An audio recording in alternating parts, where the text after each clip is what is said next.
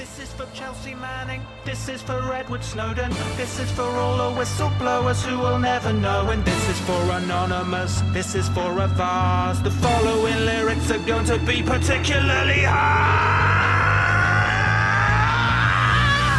Shh. How long before the storm in all of it? Then are my lyrics before I'm recorded. Hello, and welcome to the Tech Dirt Podcast. I'm Mike Masnick. Thanks for joining us. It's been really great getting all the feedback from some of you, and we want more of that feedback. So we're now up to episode 12, and so we want to know from you. What do you think? What should we change? What should we not change? What can we do better? Please let us know. The easiest way to reach us is through the Tech Dirt contact page, or just by commenting on the Tech Dirt stories where we post these podcasts, and let us know what you think. Because if you don't tell us your thoughts, we'll never really know. And that's because we're not the NSA or the CIA, and we can't spy on you like those agencies have been doing. And yes, that was a really awkward transition. Obviously, the nature of the surveillance state has been a key topic that we've covered on Tech Dirt for many years, long before Ed Snowden came on the scene. However, even following the space closely for years before his revelations, we were still shocked at the level of deceit and trickery employed by the intelligence community to not just spy on people, both American and foreign, with little true oversight, but to then lie about it, actively seeking to mislead the public and Congress. For years, Senator Ron Wyden warned Americans about the secret law in which the NSA interpreted the Patriot Act to mean something entirely different than a plain English reading of the statute would lead you to believe. Now we know at least some of what he meant, with Snowden's revelations of how the FISA court approved the bulk collection of basically every phone record in the U.S. on the theory that it was a business record that might somehow be relevant to a terrorist investigation. But based on that theory, almost everything is fair game, and the Fourth Amendment is almost meaningless. Some in Congress, including the author of the Patriot Act, Jim Sensenbrenner, have argued that this is a clear twisting of the law and have vowed to change the law. Unfortunately, those attempts in Congress have so far failed. A series of legal challenges are winding their way through the courts with very mixed results so far. Eventually, it will almost definitely end up before the Supreme Court, where almost anything could happen. In the past few years, the court has actually shown some surprising interest in reestablishing the Fourth Amendment, but its rulings have really been a mixed bag. Back here again to discuss the surveillance state with us is Barry Eisler and Dennis Yang. Barry, of course, was with us last week as well, talking about self-publishing. While well known today as a best-selling author, in a previous life, he also worked for the CIA, so he brings a unique perspective to this discussion that we thought was worth sharing. So let's dive in and discuss the nature of the surveillance state. The NSA and the CIA insist that they need all this information to keep us safe. So Barry, tell us, is that true? It certainly doesn't seem to be the case. It's funny, I was thinking about this just today while I was reading some articles at The Intercept about Canada's system of scooping up information about all, it's not just Canadian, but international users who are downloading files, and about this drug enforcement agency system of license plate readers, which is collecting data on millions of Americans, their movements in their vehicles, includes cameras that are so sensitive that they can photograph images not just of license plates, but of and other vehicle information, but also images of drivers and passengers and that sort of thing. And it reminded me of this old Bazooka Joe comic that I remember from when I must have been like 6 years old, and there's some guy who dropped something, and he's like a pen or something, and he's looking around on the ground, and someone says, "Hey Joe, what are you doing?" And he says, "Oh, I dropped my pen over there," gesturing to a place that's 50 feet away. "So I'm looking for it." And they said, "Well, why are you looking for it over here if you dropped it over there?" And he says, "Because the light's better over here." Right. And that's the fundamental psychological dynamic, I think, of this notion articulated by former NSA chief Keith Alexander that we need to, I think it was Alexander, maybe it was Michael Hayden, probably both of them, that we can't find the needle if we don't build the haystack. And it's sort of interesting to imagine these guys piling hay and making this thing bigger and bigger. And they don't know if there's a needle in it. Right. They don't know if they're putting another needle in there. They're just making the haystack bigger and bigger and bigger. Why would you do that if you want to find a needle? I mean, why not build a metal detector or something like that? They're just scooping hay on it. The mentality, the analogy is fascinating. And I think it's because the internet lends itself, the modern forms of electronic communications just lend themselves to surveillance in ways that previous forms of surveillance didn't. I mean, for example, before there was even anything, say, like a telephone, how could you perform surveillance? You're talking probably about foot and vehicular surveillance. That's labor intensive. You can't blanket an entire society with gumshoes, guys in trench coats following all the individual citizens. It just won't work. You have to be choosy about who's worth following and who's not. The internet, by its very nature, allows this kind of mass surveillance. And so that's why they're doing it, because they can. And then with that is just some human nature. I think you got people who are tasked with finding, with other aspects of human nature, people who are tasked with finding ways of hacking difficult problems, coming up with elegant solutions to difficult problems. And like, hey, how about if we did this? If we do this thing with a license plate reader, we can also do that. Or if we're using some sort of X key score system to look into people's, internet search behavior, we can also find out more about their email behavior.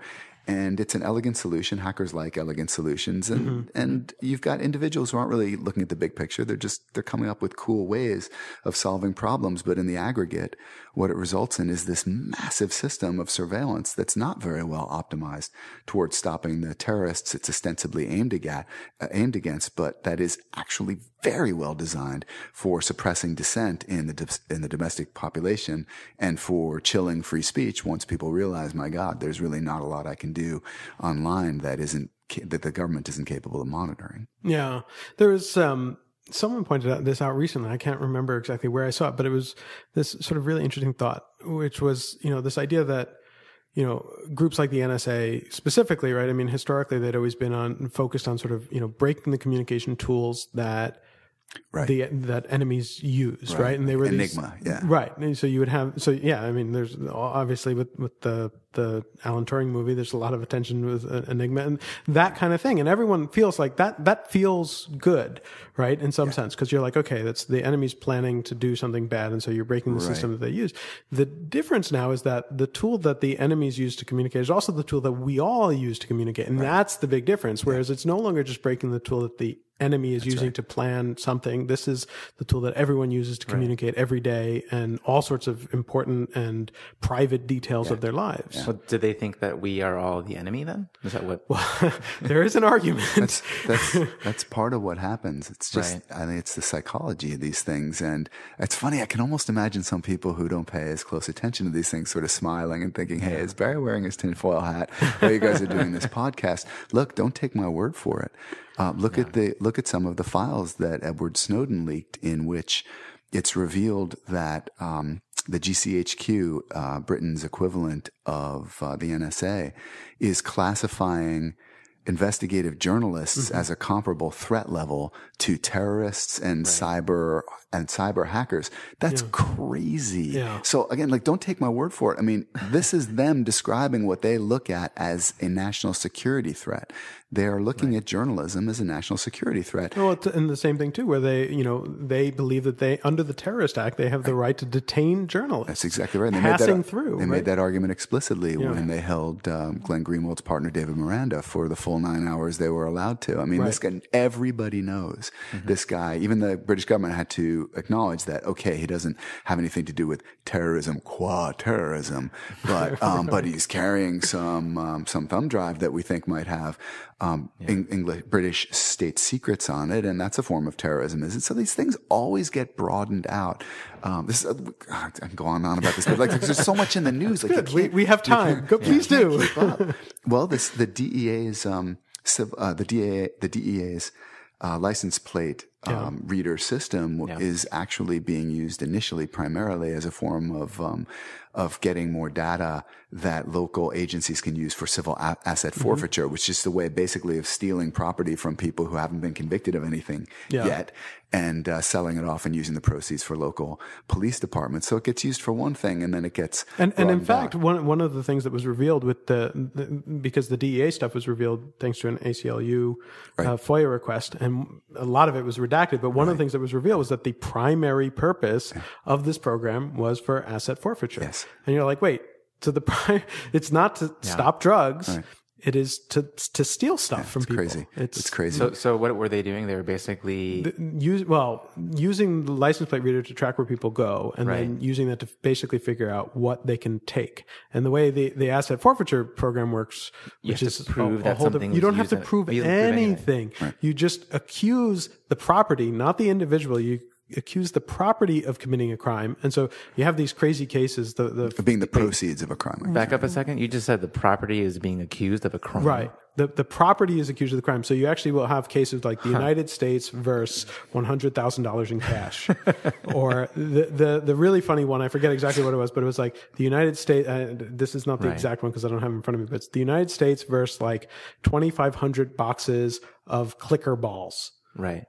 Because that's what they've seized. And they never have to prove anything because they never have to actually file criminal charges against the people. They can just take it. Right. And then the person can then go and fight to have it back. But it's a really big process. Yeah. And like, wow. I mean, this is going down another rabbit hole, but like we first came across this, or I first came across it when the government started seizing websites, which seems like a clear First Amendment violation, but they said no, because we're not stopping the person from saying anything. We're just taking the website because the website is part of the crime, and that led to a whole bunch of other things. And we'll cover that in another podcast. Yeah. So all these programs, RICO was originally was marketed as a way just of tackling organized crime as classically understood, and it's been used for in investigations and criminal prosecutions far broader than just any beyond things that anyone would recognize as sort of classic organized crime. And it keeps expanding because the latest thing is the new plan to change the cybersecurity laws is actually to extend some of the cybersecurity laws so they're covered under RICO as well. Yeah. So they'll be able to use racketeering charges against someone for logging in to a system with somebody else's password. So this is something that interests me enormously about the way certain policies are discussed. There are certain tells, certain signs of when people are too emotional about a topic and their brains have turned off. And one of those signs is this: they stop talking about it in terms of cost benefit. So here's a quick counterexample. Like if there's a little municipality and somebody says, hey, I think we should put a 4-way stop sign in at that intersection on Main Street. What do people say? Like, well, first, why? And they go, well, 10 years ago, a bicyclist ran over a pedestrian there and somebody got hurt. You're like, well, that's not insignificant. We don't want people getting hit by bicyclists. What's it going to cost? And if they're like, it should only cost $100,000. Then regardless of where you're going to come out in this, they're just instinctively and correctly saying, well, one bike accident every 10 years versus $100,000. And that's, I don't know the right answer, but their framework is correct. Right. But when it comes to things like surveillance or drugs, and these things are actually very closely connected because narcotics trafficking is one of the excuses that we see the government trotting out for surveillance systems, which then get used for far broader purposes. I hear people saying weird things like, well, we can't end drug prohibition because this is a response to a blog post I wrote. Somebody said, let me tell you why we can't end drug prohibition. That's not his words, it's my words. He said, why we can't legalize pot. Because I used to be a construction worker, and once I was up on the roof, and some guy came up and he was really stoned, and he was a danger to all of us.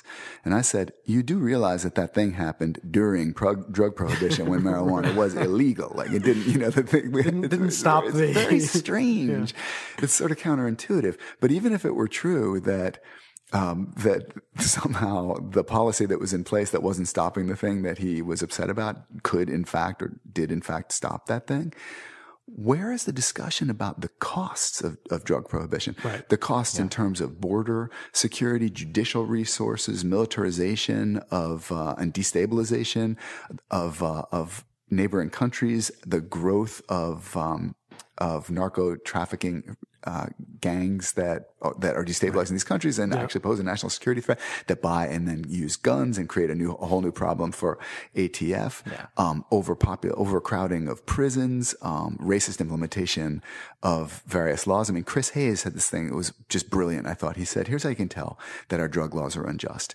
Because if they were actually enforced, about 2/3 of the adult population of America would be in prison. And he's right. Like, that's it. Game Right. over. End of discussion. The law is insane. If enforcing the law would put Right. 2/3 of the population behind bars, the law can't be right. So people don't talk about the costs of these things, just about Well, how because they're... it was, typically structured as stop something at all cost, right? Right. And when you say that, you're like, really? Which is a strange thing to say about people But anything. self-pleasuring. Yeah. Right? I mean, it's like, Yeah. why do we have to stop that at all costs, or any costs for that matter? Well, right? that's a whole other other discussion. But I mean, it's true, and it's something that we had this discussion on the podcast before when we were talking about education and the idea that, like, people need to learn basic things like cost benefit analysis early on in education, because it's one of those things that is so important in almost everything that you do in life, and yet seems to be something that people just don't think about. Yeah.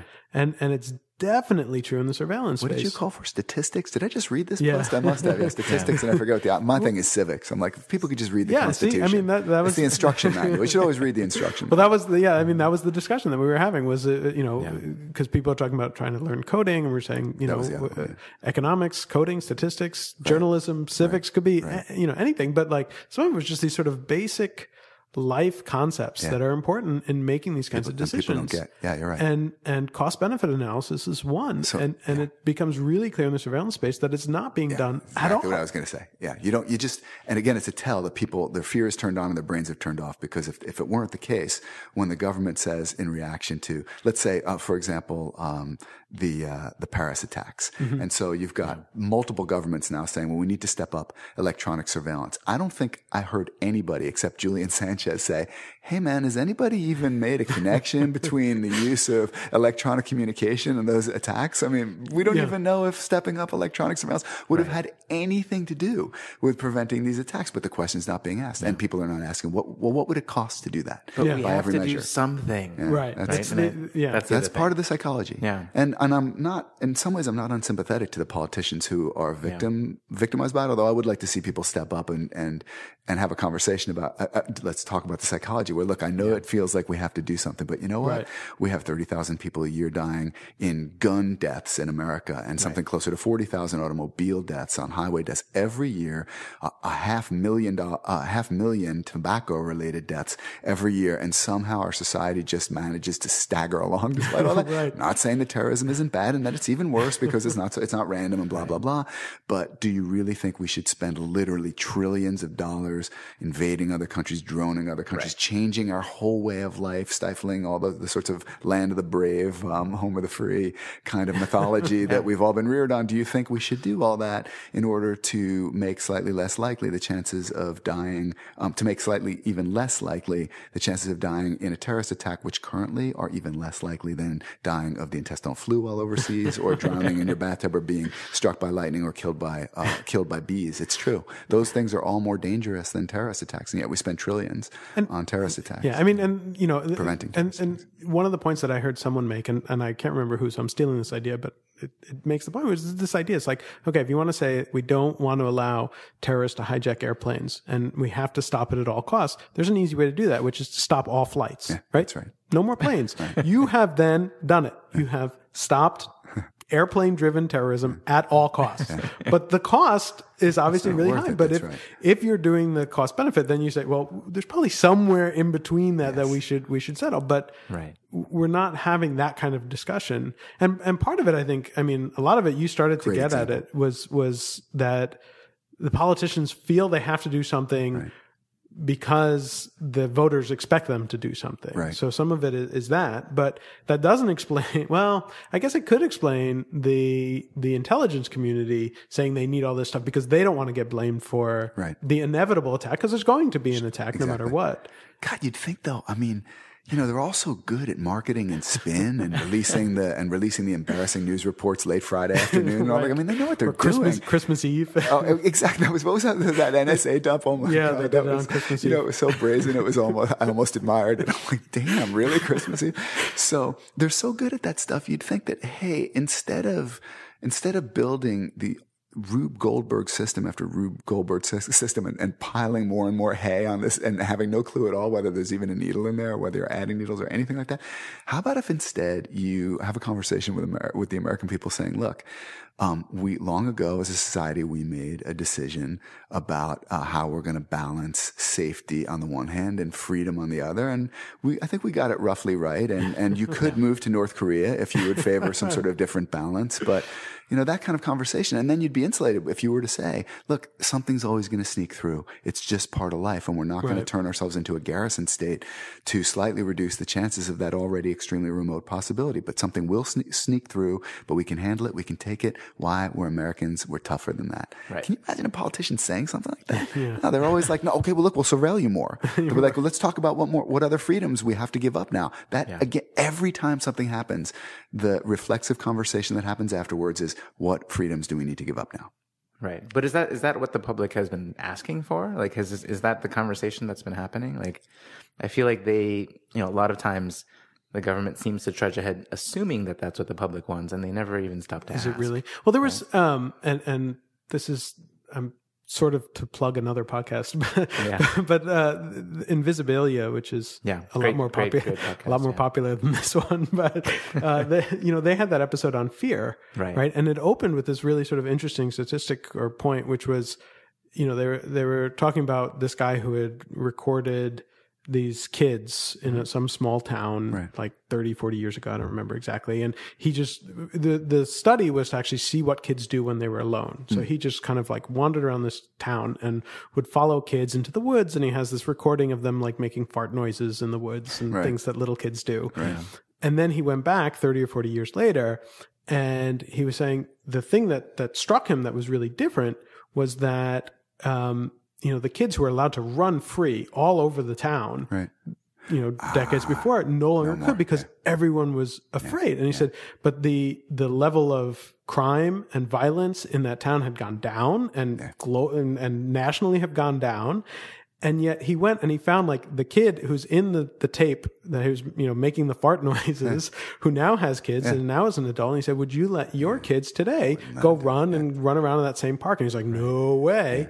Even though they know that so there's this sort of fear out there, but is that something that is just sort of a cultural thing of the time? Is it driven by cable news? Is it driven by the internet? Is it what's driving it? My sense is that it's all those things and some others too, that because we can make things safer, we feel like we have to make things safer. And even more than that it's immoral and even literally criminal not to make them safer. So here's a quick example. When I was a kid, my parents, we had a station wagon. There were three of us, my sister, brother, and I. And they used to just throw the three of us in the back of the station wagon like logs, We were rolling around back there as we go someplace. If you did that today, you would be breaking the law. You'd be in prison and you'd probably get burned at the stake on the internet.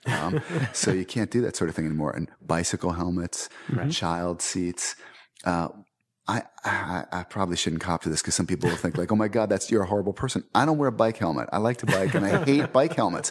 So I don't wear one. I mean, but even for something like, biking over to the supermarket, it's 2 miles or something like that to pick something up. But I look around, everybody's got a bike helmet on. And I know there are probably people who look at me and feel like, you're a fool, you're insane. And look, maybe so. But the point is, it wasn't that long ago where it was in no way unremarkable. I never I never got a bike helmet until I was in college, I think. And I used to bike everywhere. Yeah. So why is that? Well, there are a number of things. One is because bike helmets exist now. Maybe there's like polycarbonate bike helmet technology that didn't exist 40 years ago. So that could be one thing. And then industries grow up around these things because if you're in the bike helmet industry and you can raise consciousness, and indeed, if you can make people feel ashamed one way or the other, not to even just to go out for a walk, they better wear a bike helmet because why not? Once there was this guy who was walking and a log fell, or a tree branch fell on his head. So if you can do all that, there's a lot of money to be made in peddling fear. Now, I'm being half facetious about the bike helmet industry, but the dynamic I'm describing is true, except about 10,000 times more powerful in the national security, the homeland security. And God, there's so much money. This is I mentioned before we started recording. I'm listening to James Risen's book, Pay Any Price, in the car right now, and he's talking about this, and it's I mean, if it weren't so tragic, it would be hilariously funny because you've just built this multi-trillion-dollar industry that would go away overnight if people weren't afraid. Yeah. These people are so motivated to keep the population in a panic, not thinking and terrified. Absolutely. Because they get so much money out of this. And Smedley Butler wrote his book in, 1920 something, War is a Racket. I mean, these things are just, they're true. And that's another thing I would teach. We go back to the sorts of things we teach in high school. Like, what are the hidden benefits? What are the hidden incentives? Like when you go to a store and you're trying a suit jacket and the salesman says, "Hey, you look great in that jacket." But if you know the salesman's working on commission, look, you might look good in the jacket. As a matter of logic, it's not logically true that you don't look in the jacket because he's working on commission. But you know to discount the value of what he's saying because he has an interest in it, and nobody looks at the national security complex that way. I mean, this incredible thing. Nobody. It's too strong a statement. But I mean, and we wrote about this like 5 or 6 years ago when people were first talking about cyber war, before it was cybersecurity. Right. They at least toned it down a little bit. But originally it was like cyber war, and it was all over the press and all this stuff. And the person who kept making this pitch for cyber war was this guy named Mike McConnell, who was a former NSA director. And now with Booz Hamilton. Well, see, that was the thing. He was Booz Hamilton at the time. He was the chairman of Booz Allen, but he was never introduced that way. He would go on TV and he would be in the paper. And Booz Allen, I'm sorry, that's right. Booz Allen. And they would always say, former NSA director Michael McConnell. And they wouldn't mention the fact that he profits from this stuff. Like, and it was at the same time that Booz Allen had just gotten like an $800 million contract for cybersecurity. And he's going out pitching cyber war. We're all going to be attacked. We're all going to die. It's like, whether or not there may be some truth to risks about cybersecurity, he's not an impartial player. Right. And nobody was discussing that. And so they just take that element out of the discussion, and that leads to this rise of fear. And it's a very cynical thing to point out, but there is some truth to it. Of course. Otherwise, why wouldn't they disclose it? It seems like just based on any normal journalistic practices or even just common sense, you'd say, look, this guy's affiliated with David Barstow in the New York Times a few years ago did a whole expose on this. All the cable news networks have these former military people who are now associated with companies that sell all kinds of military security intelligence gear. Right. And they're on television getting the fear all hopped up. So look, maybe we should be hopped up on fear. But to make an informed decision about just how hopped up should I be, I need to know, if I get really hopped up with the rest of the country and that this guy's going to make $1 million, I need to know that to be able to make an informed decision. And the networks are concealing that. I know Barstow did a great job of bringing that to light. So I have to ask, how did you survive at the CIA? I actually get asked that question fairly often. And the truth is, I can't say I'm particularly proud of it, but when I was at the CIA, I was well educated. I had a lot of information, but I was one of those people who would have benefited from all the courses we're talking about, civics, logic, statistics, cost benefit analysis, things like that. So I would describe myself at that time as patriotic in the ordinary way, and in the kind of reflexive, instinctive way that most people feel their patriotism. And I don't think that's actually a particularly useful patriotism. I think it was more a sort of nationalism. And it was only later, maybe 10 years ago-ish, that I was able to turn all that information into something that I like to tell myself is a little wiser than just having the information, a little less reflexive. And that was by exposure to the blogosphere. That really changed so much of my worldview. The blogosphere radicalized me, which is probably why I'm also such a big proponent of self-publishing and that sort of thing. Because when... it's funny, you might think like the things I used to read, like the New York Times and the Wall Street Journal and Foreign Affairs and Foreign Policy, and you're like, wow, that guy's really well read. And, in one sense, yes, I was getting a lot of information, but it was all coming from the same incestuous group of elite establishment players who held a common worldview, who had far more in common than they had apart. It was only when I encountered a really diverse set of voices in the blogosphere questioning all the bullshit that the establishment was peddling that I started thinking, that's a good point, and started becoming a much more critical consumer of media. So that's how I got by there pretty easily, because I knew a lot of stuff and I didn't think very deeply. So. Wow, that's an interesting comment about the CIA. So one final question, and then I think we'll be done with this. But I mean, what do you think happens now, right? I mean, so there's, there have been all this Snowden revelations, and there's the lawsuits and the attempts in Congress to do stuff. And there's, one group over here that's very angry, and there's one group over here that says fear, fear, fear. What do you think happens next? Oh God. I mean, I really want to be hopeful. I think what Snowden has done for America and the world is invaluable, because no matter how it turns out, he's given privacy and freedom, which Jacob Applebaum rightly says those are almost synonyms. He's given it a fighting chance. And we now at least have the information we need, at least a lot of the information we need to make more informed decisions about the costs and benefits of security versus surveillance, for example. So for that, I think every American, I think everyone in the world who values freedom, privacy, democracy owes Edward Snowden a huge debt of gratitude. What we're going to be able to do with the gift he's given us, I wish I could be more hopeful than I am, but people have a tendency not to pay attention for as long as they should, or to get distracted by something like another terror attack. Not to ask questions like the one Julian Sanchez asked, was like, does anybody even know if the Paris attacks had anything to do with it? Like these guys were roommates. They could have talked about are you saying we should install monitors in their bathroom? I mean, if so, then please come out and say so. In their ears. Right, exactly. Right, like brain implants. I mean, what are you saying would have stopped this particular attack? So, the next attack happens, fear gets hopped up again, people stop paying attention. Obama is a master of giving pretty speeches with great rhetoric that makes, if you're any kind of, say, liberal, you'll listen to those speeches and you'll be like, yeah, he's my guy. He really gets it. And those are just speeches, just pretty words. And then again and again, what he actually implements is the kind of thing that has Dick Cheney literally smiling as he goes on the news show saying, I told you, and Obama's doing it too. And I think too many people get distracted by the pretty things that the Nobel Peace Laureate says, and they don't pay attention to that. They go for the head fake and they don't see what's really going on with the hands and the hips. It's just a widespread tendency.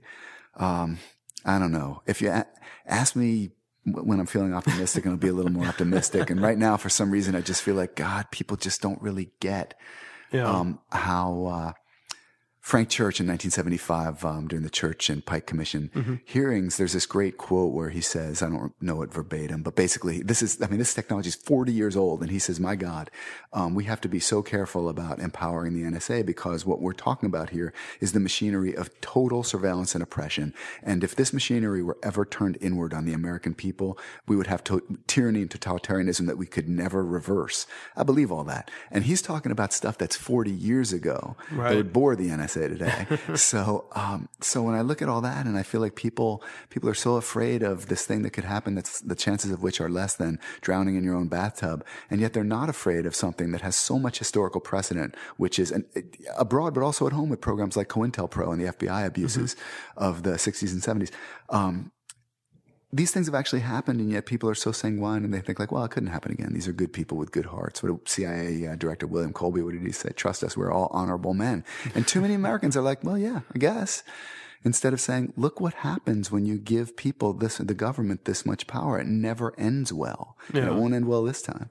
So I'm sorry. You caught me in a pessimistic moment. Ask me next time. All right. Well, then that's a good note. We'll have you back again when you're more optimistic, and we'll have another discussion on another thing. But thanks very much for joining us and for a wonderful conversation. And same to you. Thanks for having me. Sure. And we'll be back next week. So let's take a leaf out of their hands and take a leak every opportunity we can. If you love your country should love you too. But how can you trust someone who doesn't trust you? I'm watching you, watching me, we're a drama scene. But the chemistry's not there, there's no bonhomie. Mr. O'Donnell needs the heat.